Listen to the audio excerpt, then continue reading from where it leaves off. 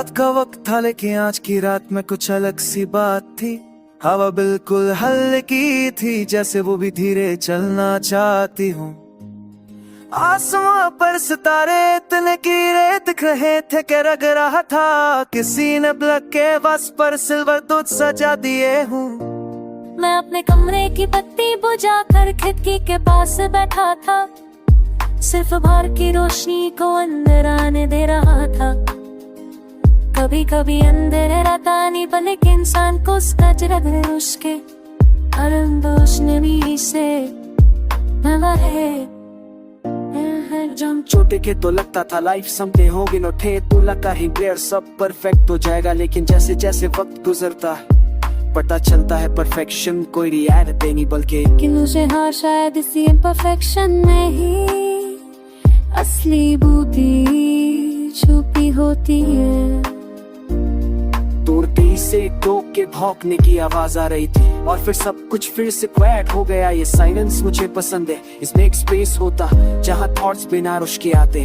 मैंने अपनी पाम्स को देखा और सोचा कितनी चीजें इन हाथों से फिसली भी है और कितनी संभाली भी है। हर लॉस ने कुछ सिखाया और हर गेन एक ग्रेटिट्यूड लिखा है। हर याद भी कभी कभी रात के इस पहर में आ जाती है, लेकिन अब वो दर्द नहीं लाती बल्कि एक सॉफ्ट स्माइल ले आती है। शायद वक्त का यही काम है, शायद मेमोरीज को स्मूथ कर देना। जो बातें कभी चुपती थी वो अब सिर्फ कहानी लगती है।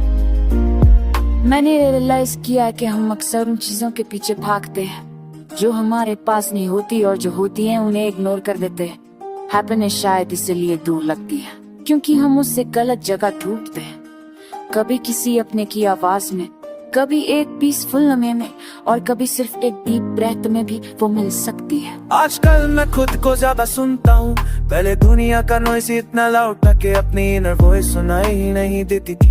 अब जब वो आवाज क्लियर होने लगी तो डिसीजंस भी इजियर लगते हैं। शायद इंसान को सबसे ज्यादा ट्रस्ट खुद पर ही करना चाहिए। कभी मैं सोचता हूँ अगर लाइफ एक किताब है तो हर दिन नया पाए है।